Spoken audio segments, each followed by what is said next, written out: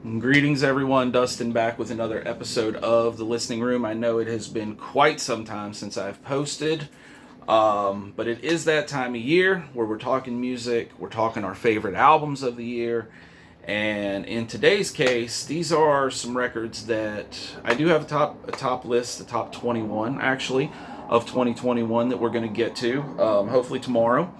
And but today I want to focus on some albums that I really loved, that I feel deserve some attention, deserve talking about, but for whatever reason didn't necessarily make that list. So this is our runner-up list for 2021 that we are doing today.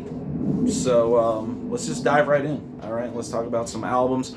Once again, didn't make that list. Top 21 albums of 21, but are still very good, very much worth your time, very much worth a listen. Starting off with the new one from Marianne Faithful and Warren Ellis, She Walks in Beauty. Marianne Faithful, in her typical Marianne Faithful rasp, reciting poetry from the likes of Keats, Wordsworth, over top of these very soft, warm blankets of instrumental ambience created by Warren Ellis and his bandmate Nick Cave, and also Brian Eno make an appearance on several of these tracks on here.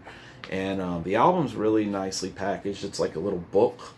Cool shot of Warren and Marianne there in the back, and some really beautiful watercolors to accompany each track.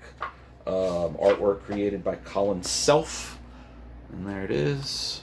Nice little watercolors everywhere. Really cool, really interesting listen. And yeah, Marianne Faithful, Warren Ellis, She Walks in Beauty. Check it out. Next up, the new Dream Theater, A View from the Top of the World. Dream Theater doing what they do, doing it well. There's that cool Dream Theater trademark artwork on the front. You know, they always have some cool stuff to look at on their albums. I always love that they do that. Songs are proggy, of course. They're tight. Only 7 tracks, but it ends with the 20-minute monster title track. New Dream Theater. Check it out. Up next, we have Sunbomb, Evil and Divine. This came out on Frontiers Records. This, of course, the collaboration between Michael Sweet of Stryper and Tracy Guns. And this comes out a lot heavier than what you would expect when you hear those names. Some clear nods to some classic bands on here, specifically Black Sabbath, specifically on the song Take Me Away, which is a straight up nod to the song Black Sabbath. And I don't know, Michael's vocals work really well with Tracy's guitar work on this, and like I said, some very clear influences. Definitely worth a listen. One of a bunch of fine releases from Frontiers Records this past year. Liquid Tension Experiment 3. This is John Petrucci, Jordan Rudess, Mike Portnoy, and Tony Levin. So basically what you're getting here is Dream Theater with no vocals and Tony Levin on bass. And it is 8 tracks ranging from 4 minutes to 13 minutes of just absolute mind-boggling, face-melting, instrumental, progressive insanity. Comes with a bonus disc called Night at the Improv, which features 5 tracks that are supposedly improv, but it definitely, and you have to take into consideration again, these are very, very seasoned virtuoso musicians, so their improv probably sounds quite a bit different than what one might think when they hear improv. But the Night at the Improv bonus disc, just as enjoyable as the actual album itself. Highly recommended. Liquid Tension Experiment 3. Check it out. Up next, Garden of Burning Apparitions. Brand new Full of Hell album. This is a noisy, chaotic monster. 20 minutes in length for the entire album. It does not overstay its welcome one bit. It comes in, it fucking melts your face off, and then it gets out. Combines elements of grindcore, of hardcore, of noise, of industrial, and some clear Converge influence going on this. Out on Relapse Records. Garden of Burning Apparitions, brand new album from Full of Hell. I think these guys just keep on getting better. Speaking of face melting, new album from German outfit Vulture, Dealing Death. Look at that album cover. That album cover alone should be enough for you to want to check this out. Look at that thing. Looks like a kid who came out in 1983. These guys look like they could have been around in 1983. Look at that. If you like Painkiller era Judas Priest, Merciful Fate, just kick-ass thrash, speed metal, heavy, fast, deadly, Vulture are here to kill again. Vulture, Dealing Death. Check this one out. Fantastic metal release from this year. I do want to mention the new Damon Albarn album. The nearer the fountain, more pure the stream flows. It's a mouthful of a title. But it's a great record. It is a gloomy, gray. This is an album, definitely an album for a rainy day.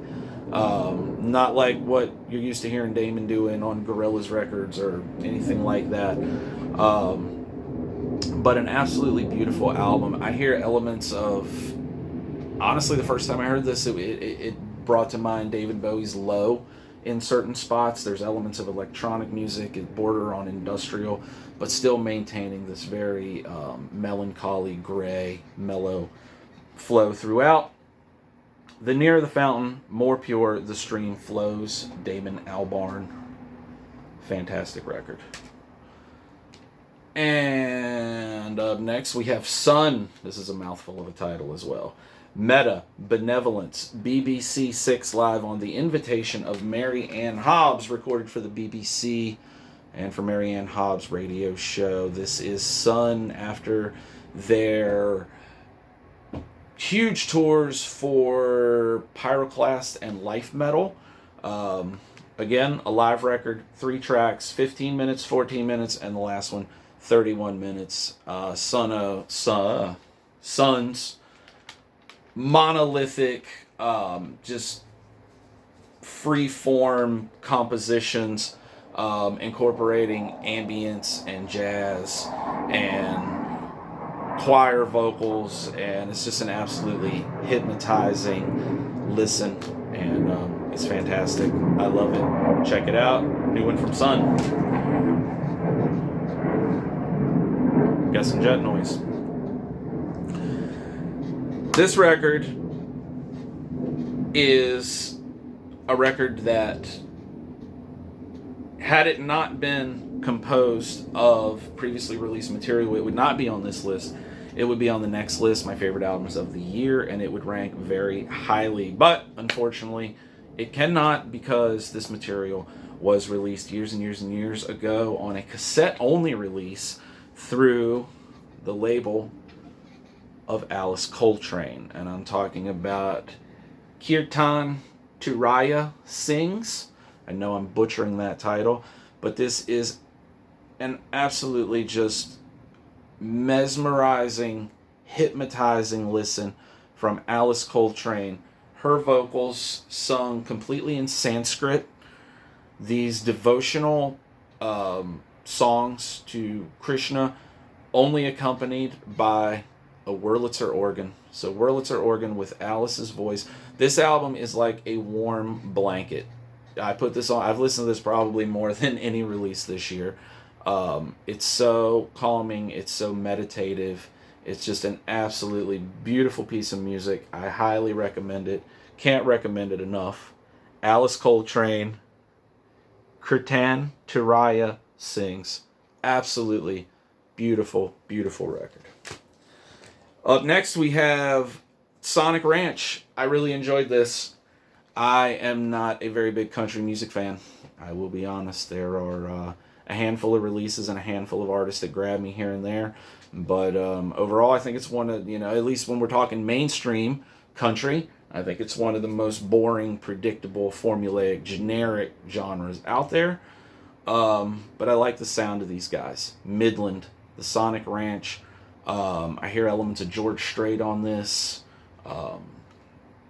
Vocals. I know these guys have 2 singers, and I should have prepared and learned their names and all that, but whatever. Classic country sounding, great vocals, Midland, Sonic Ranch. I really like this one a lot. And then to finish out, we have 2 EPs that I want to talk about. First up, The Road. Look at Billy Idol. How does Billy Idol look like this in 2021? I swear this dude's a vampire. This is a great release. It's only 4 tracks, but all 4 songs count. Rita Hayworth, opening, rocker, The Moody Bitter Taste, which was the first song released from this that I absolutely love. You Don't Have to Kiss Me Like That, another rocker, and ending with the more mellow Baby Put Your Clothes Back On. Billy Idol sounding fan-fucking-tastic on this. I wish this was a full-length album. It goes by way too fast. It's my only complaint. Kind of looks Kraftwerkish on the inside, right? But definitely check this out. 4 tracks. It's 15 minutes of your day. Excellent release from Billy.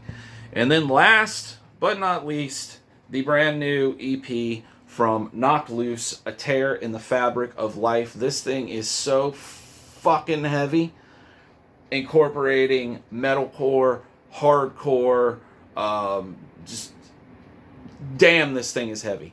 I saw these guys earlier this year. They opened for Trivium, and they absolutely fucking killed it. And I picked this up at the show, and definitely enjoy it.